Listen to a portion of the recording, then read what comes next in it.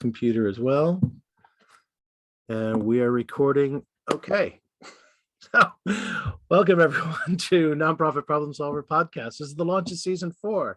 And not off to perhaps the most auspicious start, but welcome. Thanks for joining us. We're going to have a conversation about whether Google Ads are worth it. So I want to just say thank you to the sponsors, Pod Pro Audio and the Yacht.me platform. And we are live and open to questions in the chat.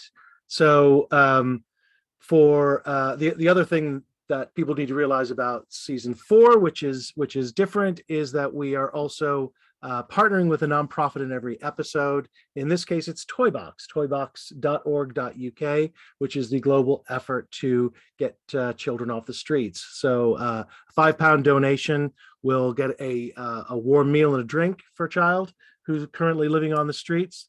And as we move into the school year, it's worth noting that $25 will get a school uniform and a stationery kit. So if you can go over to toybox.org.uk, make a donation, that would be great.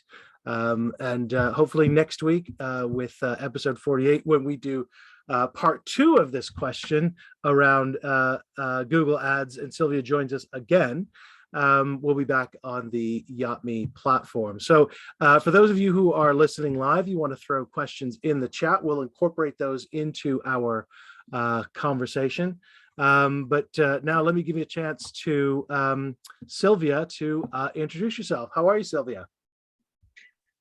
I'm very good. Thank you so much. And thank you for inviting me. And I'm honored to open season 4, and I'm also very honored to be the first one to have a 2-part series. Yeah, yeah, it's good. I started season 1 with some panels. We did 12 episodes with panels of between 3 and I think up to 8.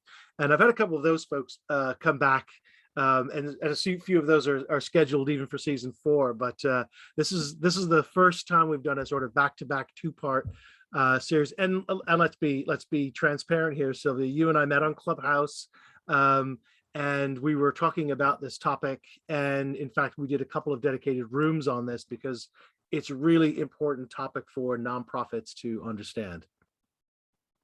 Yes, it is actually something that not a lot of people know about in the nonprofit space, but also something that is surprising that they don't know about, considering it's free money. So where usually that would be something that goes into the category of grant writing, but because it's specific for digital advertising, it's probably so niche that even grant writers don't know about it, and so they can't suggest it to businesses. Right.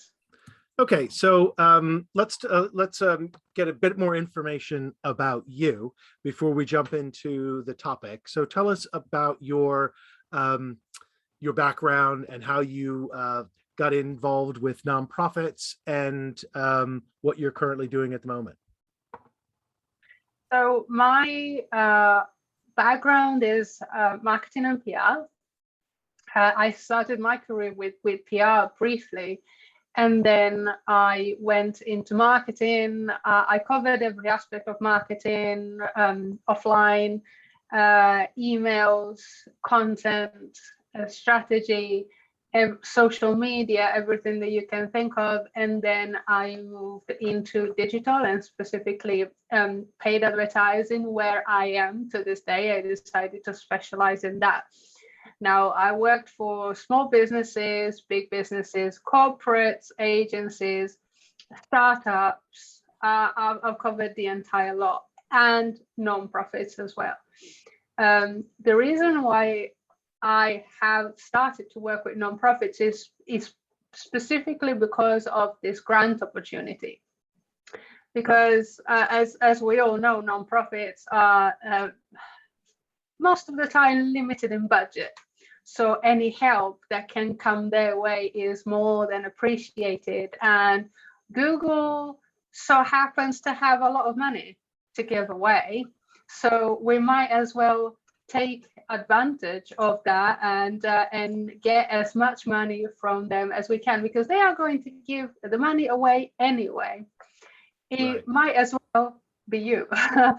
So there are a few things that we're going to talk about that need to be in place before you get accepted for the grant. But once you do, that is the equivalent of 10,000 US dollars a month in the country, like in the currency, in the local currency, Yeah, we'll have to define it in detail in a moment.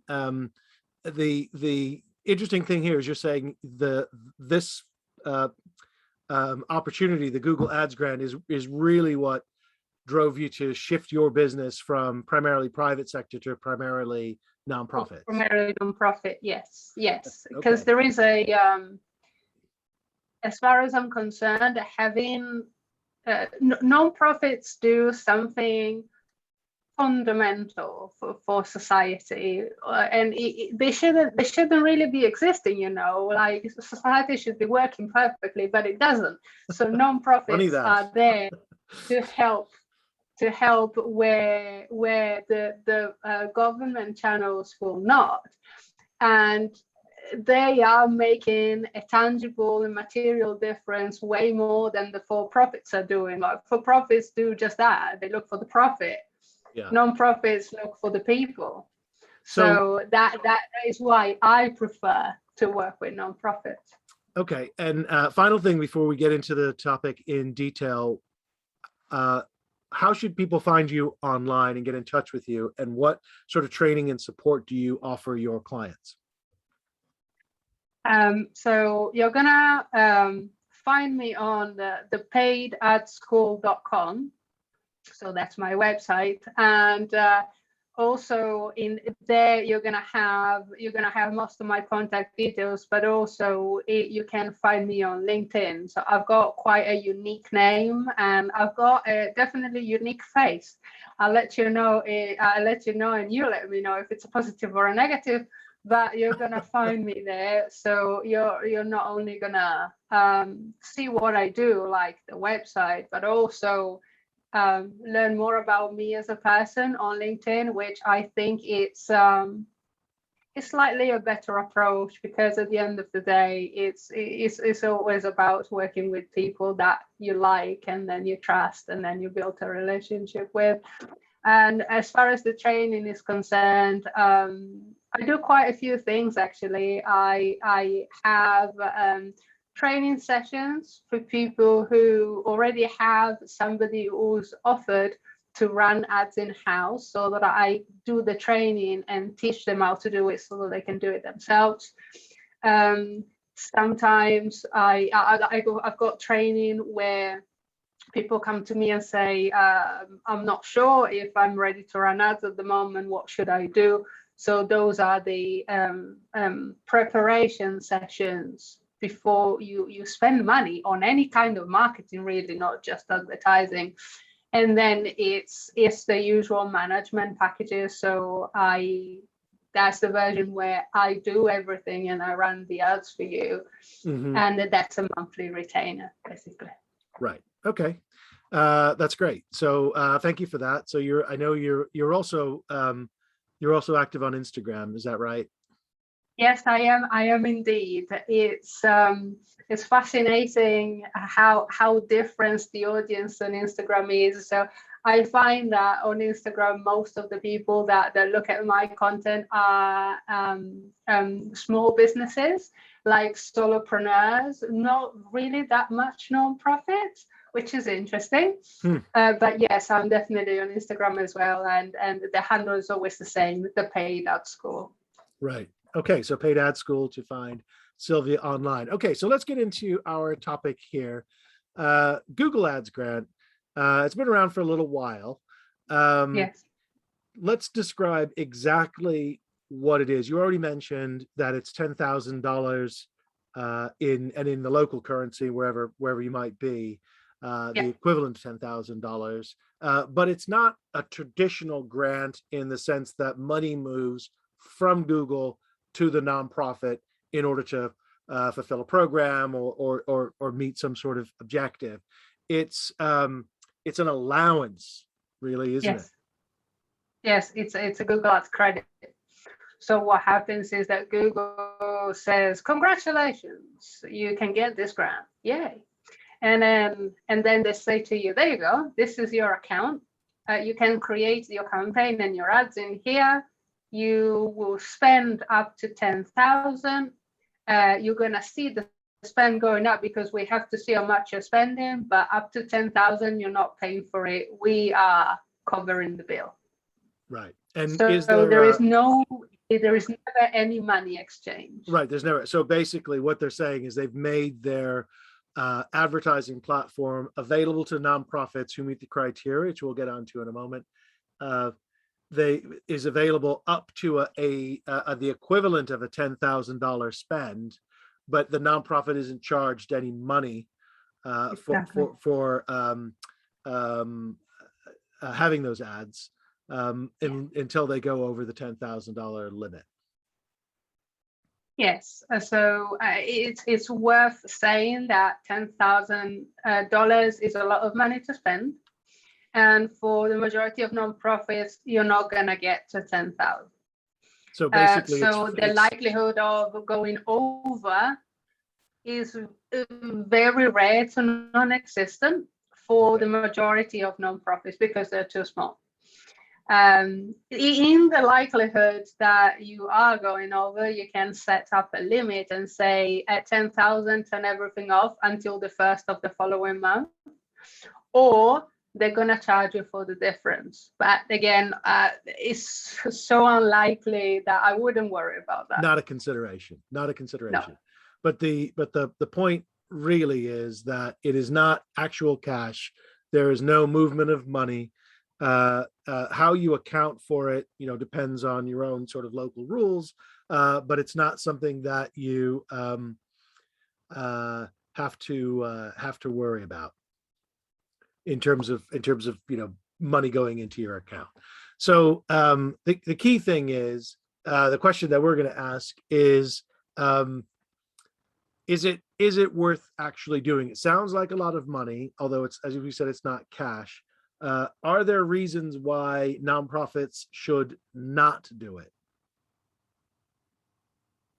Well, the only reason that I can ever think of is if what you offer is so niche that nobody's searching for it. But again, that the chance of nobody searching for what you offer is again so small that I wouldn't be worrying about it. Every single nonprofit could use with advertising money. If not for website traffic or for anything specific, at least for brand awareness purposes. You can never be in front of people too much. Right. Okay. So in a sense, we could, on the one hand, say we've answered our question because as long as you meet the criteria, which we'll get onto next, this should be high on your list of considerations because, like you said, you can't be in front of too many people. However, let's go through the criteria because it's obviously not everyone's going to match the criteria. And then the next thing we'll cover is the costs of actually doing it well, which I know is the topic really for next week on how we do it, but it is a consideration if you're going to pursue this this opportunity. So what are the requirements to be eligible for the grant? Okay, so there are a few requirements that are not, I would not say they're not groundbreakingly hard. So it's most of the time, it's small changes that you have to make to the website, unless your website is so terrible that it needs redoing anyway, in which case it's not really the grant's fault, right? It's the website that needs redoing because maybe it's too old. But if the website has been created in the past, dare I say 5 years, you should be okay. And you should only need to be tweaking rather than redoing everything. So the first requirement is you need to have your own website. So the website needs to be yours. No donation pages, no third parties. You need to have your own website. You need to Sorry, when have you say no donation pages, it doesn't mean, you don't mean that you can't have donation pages on your website. no. What you mean What I is you mean, cannot be, can't advertise to the donation right, page your website on a can't third be, party, right, like Just Giving, for example.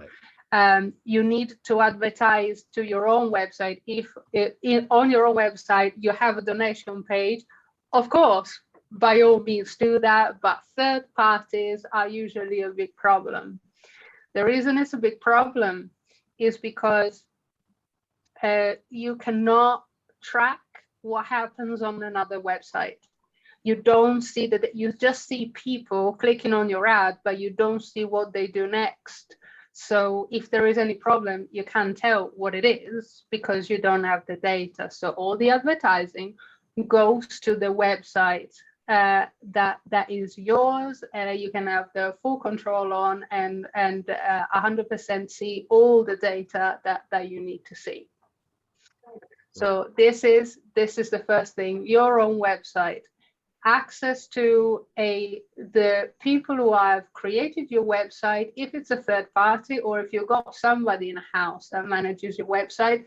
Either way, you need to have direct and quick access to these people, because if something needs changing or something needs fixing, the closer you are with them, the easier it's going to be.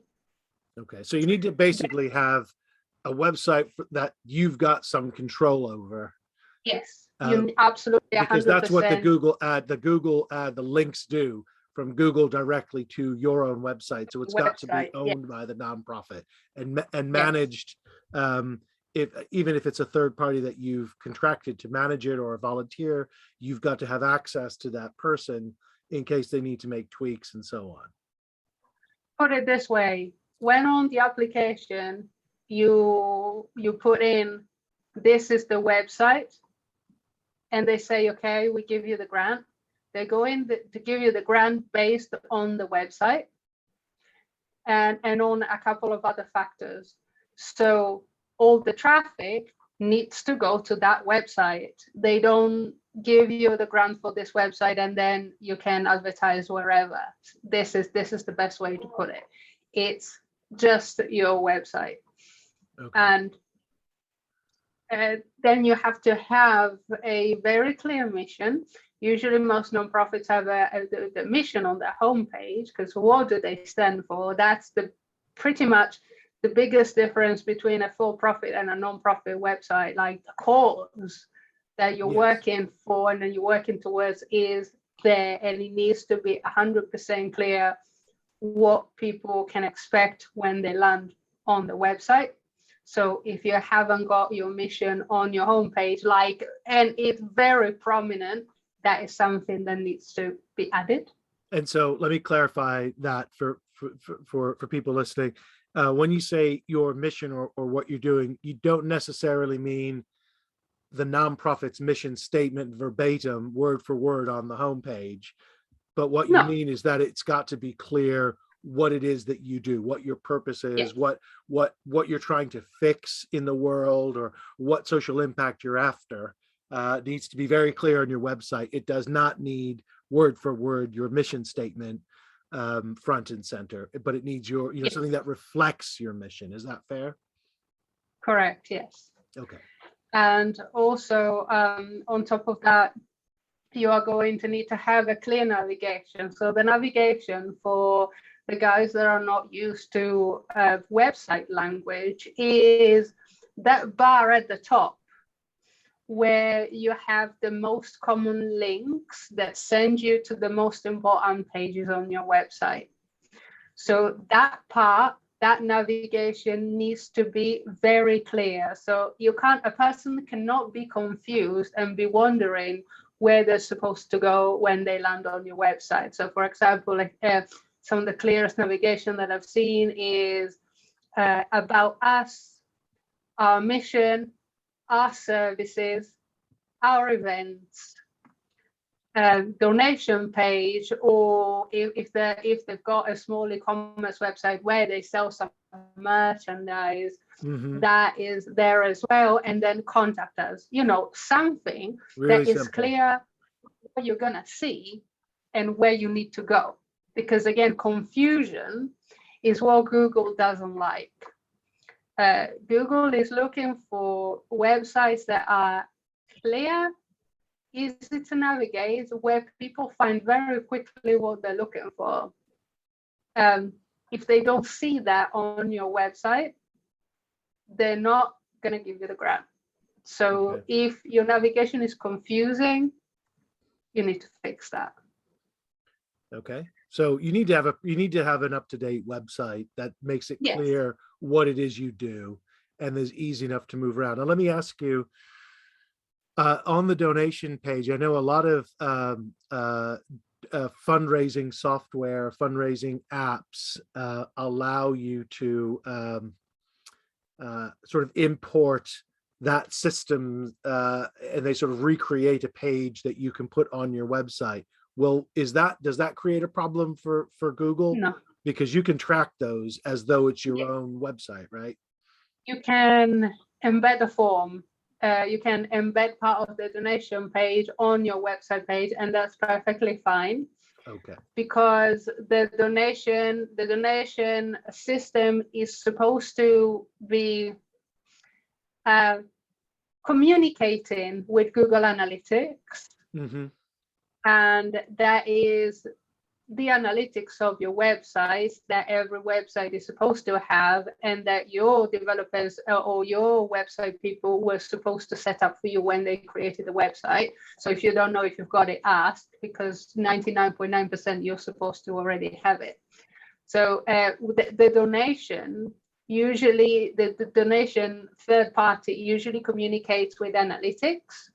So you are going to have a report on how many donations you get anyway. So that's not a problem. The thing that you have to pay attention on the donation page is you have to make it clear what the donations are going to be used for.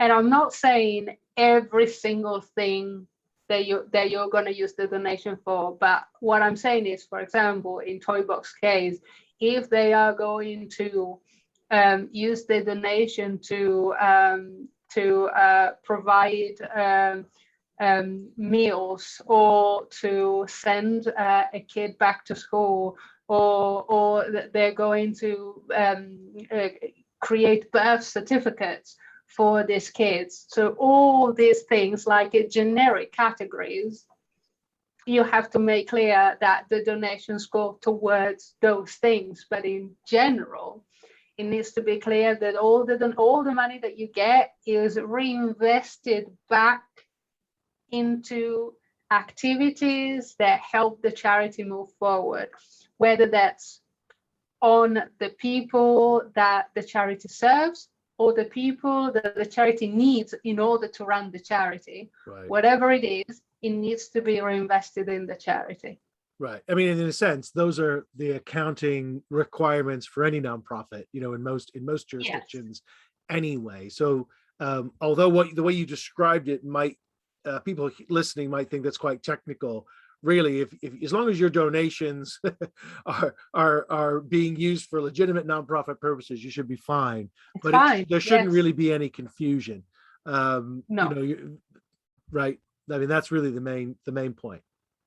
And to also labor on that point, and another requirements is that either on the donation page or on the About Us page somewhere, you need to make available for download a copy of your last annual report. Okay. Because again, it has to be transparent how the money is used. So because it's very easy to say, oh yeah, everything is invested into the charity, but can you prove that? So making the annual report available is very easy. It can literally just be a link saying see latest annual report, and then you click on the link and then you open up the PDF. So it doesn't really have to be hard, not fancy, nothing, but that information needs to be publicly available. Okay. So in summary, the requirements are that we'll just go backwards from where you are. You have to have the annual report available on your website, which translates to meaning you've got to have been around for at least, for 15, 18 months. So you've had, enough time to have an annual report and get it completed and so on. So it's not for brand new startups, although you could be in, very early stages, but you need to have at least one annual report. You need to own your website. It needs to have some clear navigation. It needs to be relatively obvious that the donations themselves are being used for legitimate nonprofit purposes. Yeah. And I mean, that's just about it, isn't it? Another last one that I'm going to add, and this is quite important, is the website needs to be optimized for mobile. And now I'm getting into the realm of, oh my God, what are you talking about? So it sounds very difficult, but in reality, it's not. It just means that when you open the website on a phone, the website needs to resize to the size of the phone. Right. It needs to work on mobile. It's gonna look simple as that. It's gonna look different than on your desktop or on your laptop. And the reason the modern websites do that, so to speak, is because, of course, if you're going to have the same thing on a big screen or on the tiny screen, you're not going to be able to read anything. So you can't really use the website. Well, it's also a different shape. It's a different orientation. It's a completely different shape. Right, the modules are the same. The content is the same. It's just the order in which things appear is different, because you have to allow for people to actually be able to see something on their phone. So that goes back to what I was saying about the usually websites that are up to 5 years old are fine, because these are supposed to be already being developed to work and be mobile responsive. But if not, you're going to have an issue, in the sense that you need the website agency or whoever creates the website for you to actually create the mobile version from scratch.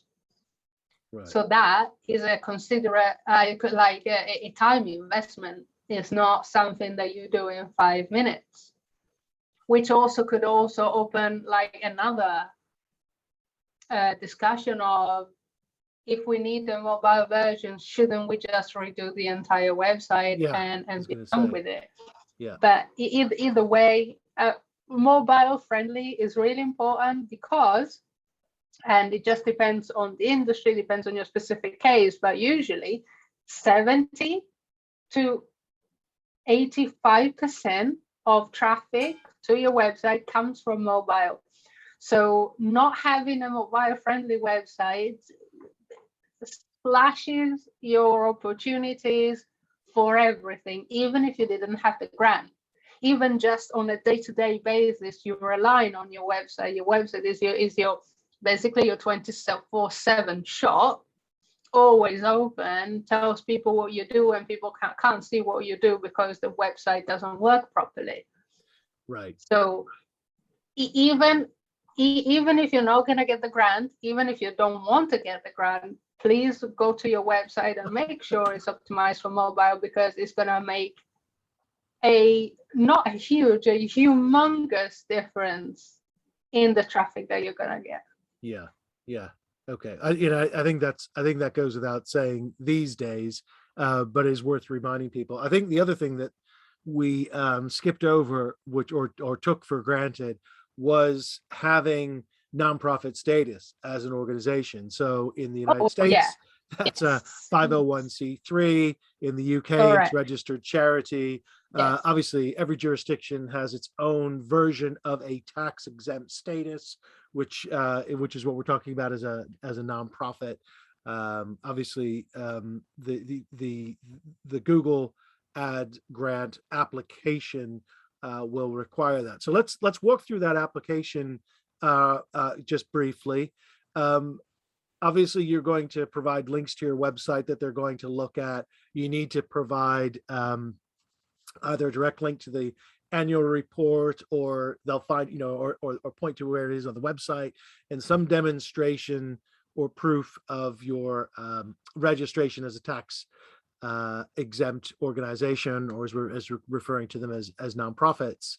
How do you actually do that application? It's not, I'm guessing, a paper form. It's something you do online, No, it's correct? not paper form. Thankfully, no, it's not a paper form. So what happens is you go to the website called Google for Nonprofits. Easy, that's what it says on the tin. And you register your nonprofit with an account, like you would register an account on any other website. And you register this account with TechSoup. Some of you might already be familiar with TechSoup because you've used it for other reasons, but Google uses TechSoup to screen the applications for the nonprofit, because TechSoup already works with nonprofits across the world, and they already got this massive database. Chances are most nonprofits are already known to TechSoup, so it makes the screening and of the applications a lot easier because they have already some background data. So it's an online form. So it's nothing difficult. You put in the data that they're asking you. It's all data and details that are specific to your nonprofit. So hence why you can't get other people to do it for you, because you need those specifics. So it would just take more time if somebody else did it for you. And but you don't need to write out a grant application. You're basically just filling in a form that says, I'm a legitimate nonprofit. Come take a look at my website and my annual report. Have a look. Did we fit all the requirements? If you don't, they usually come back to you and say, look, we can't give you the grant because of this, and this. If you make these changes, then we'll reconsider it again and apply again for the grant. So it's not like one-off. If you don't get it, you don't get it. Like if they see that there is something that you have missed on, they're gonna tell you, make these changes and then apply again. So from the moment you fill out this form online, they take, according to the website, out to 5 business days to say yes or no. So it's not a long wait. No, very quick turnaround. And then if they say yes, they're going to send you an email saying, okay, congratulations, you've been approved.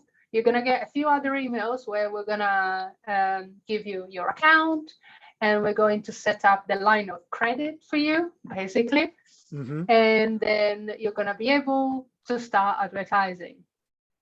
So it's a very streamlined process. There is no paper involved. They might ask you to for a copy of the annual report, but again, if you have it, there is no problem in supplying it, because they have to again double check that the money is going where you're saying it went for compliance reasons. Yes.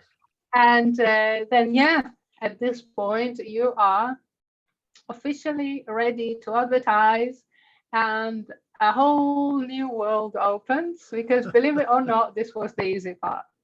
Yes, no, it's very much the easy part. And we alluded to that earlier in our conversation, because when we're asking the question, is the Google Ads grant worth it? It's not about whether having a viable and good website is worthwhile, whether trying to generate traffic to your website is worthwhile.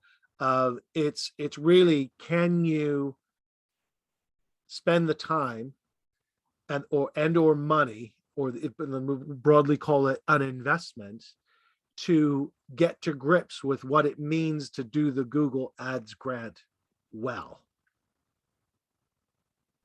Yeah, I don't think I could have put it better myself. I think I'm going to write this down and say it this way to new nonprofits that I talk to from now on. Yeah, this is the most concise way anybody has ever said that. So yeah, I'm going to write this down. Well, we got this recording and you get the transcript as a guest, so that's always useful. Yeah, this is really the heart of the question, and I think we've covered a lot of ground in dismissing concerns about it's a huge obstacle to qualify for the grant, or that it's a huge obstacle to apply for the grant. Really, the question of whether it's worthwhile is, can you use it effectively? And I know to part 2 next week, we're going to go through all the details of how you do that in great detail, assuming that you're going to do it. And so this is how you do it well. So we'll want to cover that next week. But there is a cost involved, and so most nonprofits are going to say, in order for me to leverage this credit line from Google up to 10K, and I'm unlikely to go over it, I have to spend a certain amount of time and or money. And what am I likely to get on the other side? So it's not a huge expense to apply for it. It's not a huge expense. My website's probably already compliant. So I can get the Google grant quickly in most cases. Most cases, yeah. But what am I going to get by having the Google Ads grant? Since it's not a grant of cash in my coffers to do my local social impact work, what am I going to get by having the Google Ads grant? And is it worth it? So that seems to me the key question. Yeah, it is. It is a key question. And that's also one of the questions that it's clear everybody asks. And it's also one of the questions that I always come back and say, how long is a piece of string? I was afraid you might say that. I have to attempt an answer. So I cannot give any numbers specifically because it's impossible to give numbers. But I'm going to attempt to reframe how you think about results. Okay, that's great. First of all, results depends on the main objective of the charity. So if your main objective is to find more volunteers, that is going to be the focus of the advertising. So your results are going to be measured in how many volunteers did I get. If your goal is to find people to fundraise for you, the results are going to be judged by how many people did we find through the advertising that wanted to fundraise for us. Or same for if your main model is to bring as many people as possible into events, how many did we get from the ads? If you want people to give you donations, how many did we get through ads? So giving a definite number isn't possible because it depends on the type of activity that you do. Like, for example, I don't know, children charities versus people supporting the elderly versus all these things, all these different areas have got a different amount of people that are searching for these things on Google, which means that you're going to have a different amount of people seeing your ad. And as a result, if they're interested, going to your website. But let me interject there. Is it is it really about what the nonprofit or the charity is trying to do as part of its mission, or is it more a sort of marketing 101? You use your Google Ads grant as part of your marketing campaign, and a marketing campaign should have objectives. So, like you were saying, your objective could be to uh, bring people to an event. It could be to recruit volunteers. It could be to increase donations. Those are all quite different objectives, and you wouldn't be Yes. addressing all of them at the same time with a single Google No. Ad. You would have a campaign with objectives, and it's basically what I think what you're saying is the results of the Google Ad grant is entirely dependent on what your objectives are when you're using it that Exactly. particular month or Mhm. that quarter or forever that period of Yes. time is. It's totally dependent on the objectives. It's totally dependent on how well the campaign is structured. It's totally dependent on what keywords are you using. And it's totally dependent on how well your website, again, is structured so that people go to the most relevant page and it's easy for them to take the most relevant action. So the ads are one part of the ecosystem. Right. It's a very important part of the ecosystem because it's basically free it's advertising that you're not paying for.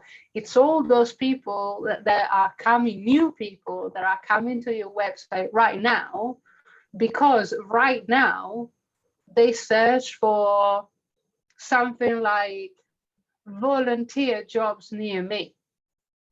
So those people right now have an interest in doing something to help other people. So this is just an example of Yeah, the no, it's a great keywords. example. It was the one I was going to use as well, because I was going to say it doesn't matter if you've got a very effective Google Ad grant to recruit volunteers.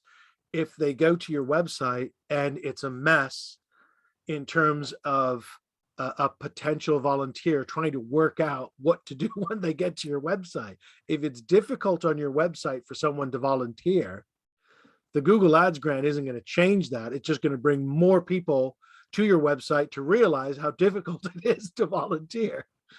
Yeah, but also say you got a volunteer page specifically, and you're saying, oh, would you like to volunteer for us? Contact us here. Yeah, fair enough. But what do you want the volunteers for? How many hours a week? What do you want them to do? What are the things that they're going to let them figure out, let them read through it and figure out if it's something that they would like to do, because otherwise, contact us. Why? What am I helping you out with? Can I even do it? There are also all these questions. So just to say that, to confirm what you said, it's Google Ads is never the solution. The solution to anything. It is part of the solution of what you're looking for. It's the Because volume component. yes, it exposes you in front of new people, always new people that are searching for what you have to offer right at the moment in time. So if your campaigns are structured in the right way, you put your advertising at the top of Google search results. Usually is the second or the third ad that shows up on a page. Mm-hmm. So on top of all the others that haven't paid for it, and slightly below the businesses that paid for it. Unfortunately, we cannot show up at the top. That's for profits. Yeah. But we can show still in the 3 or 4 that have paid for it, although you haven't really paid for it because you got a grant. Right. Okay. So I think I'm going to try and reframe, to use your term, which I think is a great one, to understand this question of Google Ads grant being worth it. It's worth it if you have a marketing objective that is missing scale or that volume component, or an exposure to a wide audience of people who may be looking on Google, asking the right sort of questions. And when they get to your website, it's clear what what information they would get and what actions they would take to fulfill your objective. So it's donate, volunteer, participate, attend an event, or whatever. And so the volume, the Google Ads grant is a good way to get that volume and scale. It is a very good way, because just to give some data, there are a few million of new searches, like brand new searches that are created every day. So it's always new things that people are searching for, and they are variations of existing things. So, for example, just on the volunteer side, there must be hundreds of different variations of searches that people have actually typed into the Google search bar that relate to what you offer and to what you are looking for. And it's the skill of somebody who's done advertising for a long time, or is going to spend a lot of time honing the skill to be able to put the ads in front of as many of those people as they can. So right. It is a combination of, you have to know what you're going for. What is the most important thing for you right now? What is that you need the most? Concentrate on that one. Okay, that campaign is working. It's bringing recurring traffic to the website. It's bringing whatever it is. Let's keep to the case of volunteers. It's bringing you consistent inquiries. Hey, I would like to volunteer. What do you need me to do? Let's have a chat, etc. And then once that one is working, like you go into, okay, now we need people who would like to make recurring donations. Okay, so let's look for all the keywords that show people's intent to want to give some money to this type of project. Right. Okay. And that's what we're going to cover next week. All like how to make it work well. Right. Yes. But in terms of answering this very fundamental question of, is it worth it? It's easy to jump in and apply for it and get it. Let's just make that. That's not the challenge. It's not like a grant in that sense, where you have to fill out this extensive application, perhaps certainly for $10,000 a month or $120,000 a year would be a substantial grant application if it were being money were being transferred to your own account for you to use in employing staff and facilities and so on to run your program. This is something different. This is a credit line for you to use in a marketing objective, and it's worth it if you have a clear marketing objective that can be answered on your website. And so the volume or the exposure that Google can give you makes the grant a very worthwhile thing. Is that a good way of characterizing yes, it is, the sort of ROI you might get? It is, yes. It's as we said, it's a combination of a lot of things, but I would say if you don't have this specific objective in mind and you don't have a website that helps you out in terms of how clear it is, you're going to struggle.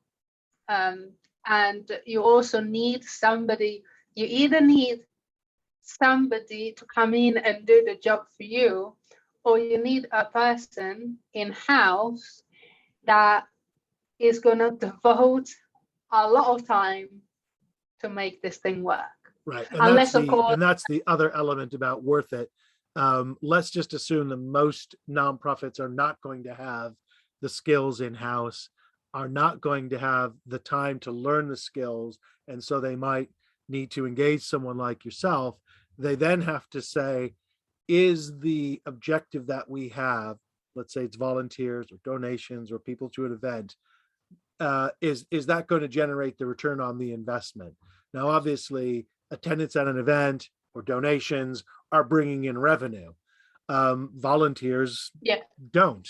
However, volunteers may be a critical piece of another grant application, a conventional grant that did bring in money, and so they need to have those volunteers. So they got to work out for themselves the return on the investment, assuming that they're going to have to retain or engage the services of a specialist in order to make the Google Ads grant work. And we'll go through some of the details next week, and people can decide for themselves if they want to engage that learning curve or they want to engage someone who's already done the learning curve. But it's important to understand some of the components of a successful Google Ads grant. And that's what we're going to cover next week in episode 48. Yes, I mean it's again, I mean it's fascinating how there is a lot of nonprofits, but also a lot of for-profits look at advertising and look at the money component, but they don't really pay attention to the time component that much. Interesting. That is a critical. It's a critical thing to think about, because when you're saying I'm going to learn how to use this grant myself, it's perfectly doable. But to put things into perspective, you need a person to have, doing paid advertising is a full-time job, and to become not great, to become okay, you need a year and a half in a full-time job before you can be left alone with account and not literally butcher the hell out of it. Having said that, because the Google grants is money that you're not actually paying for the grant, it is slightly less critical. What we're going to talk about next week, though, is the fact that there are certain criteria and certain numbers, metrics that need to be met in order for you to keep the grant. So because you can lose it if you don't do it well, which is right. And so yes, it's important that people understand like the minimum criteria. Yes. Right. So time investment, if you want to learn it, is fantastic. But you have to be mindful that it's not a quick job that you can do on top of everything else that you do. You need to invest a substantial amount of time. And it's the standard nonprofit sort of opportunity cost question, which is if we're spending time doing this, what are we not spending time doing?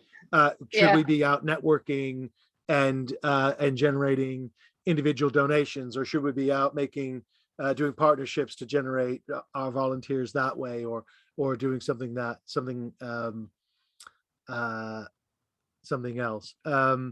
So, okay, I think we're going to bring it to a close there. Silvia, thank you for part one. I think we've helped frame the question of whether Google Ads grant is worth it, and gone through the eligibility criteria and the other ways of thinking about how to fit Google within your broader marketing scheme and having clear objectives. Is there anything else on this question you want to add before we close off and then start planning for next week and how to do it well? No, I wouldn't really add anything else. I think we've covered most of it, but I saw that there is a question from Tabitha, so I was looking to answer that one before we wrap up. Yeah, go ahead. So the question is, Tabitha says, my organization is recognized and registered as a state non-profit organization, and we are working on obtaining 501c3 status. Will state nonprofit status work for the Google application process? The answer is no. You have to be a 501c3. So until that's done, you're not gonna be able to get the grant. Okay. You can apply, but you're not gonna be granted the line of credit. So just to confirm, you need that federal tax status, not at state level or anything less than federal, depending on what your jurisdiction is. Yep. Yes. So okay. All right. I don't see any other questions. So yeah, I think we can safely wrap up. Okay. No, so can you remind people where they can find you online and reach out to you? Yes. So you can find me on paydadschool.com. That is my my website, and also it's my full name is Silvia Coletto. So you're gonna find me either on Instagram under the Paid Out School or under Silvia Coletto on LinkedIn. Either of those connections is absolutely fine by me. I will get to your message anyway. And also, if you got any questions at all on any of the content that I've gone through, or any of the content about nonprofits that I've got on my social accounts, just drop me a message and we'll have a chat. Okay, and thank you so much to Silvia today. Also remind folks that we are fundraising for Toybox, which is the organization that is dedicated to bringing children off the streets in a number of different countries worldwide. You can find them at toybox.org.uk. A small donation goes a long way. $5 will get a meal and a drink for a child, and $25 will help get a child back to school with a uniform and a stationery kit. So we'll be back hopefully on Yopme next week for episode 48, and that will be the part 2 of Silvia's support and training about Google Ads grant, and we're going to get really get our hands dirty next week, won't we? Yeah, it's going to be fun.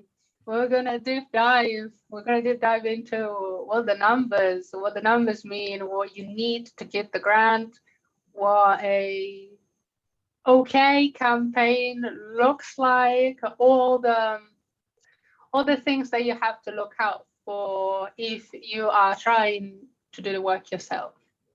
Excellent. Okay, so for those of you listening on the podcast, hope you download and subscribe and like and share on your social media accounts, and know that we are here every Wednesday at 11 a.m. So you'll always be able to find us typically on Yopme. We don't have any technical issues. So thanks everyone. We will see you next Wednesday for part 2. Take care.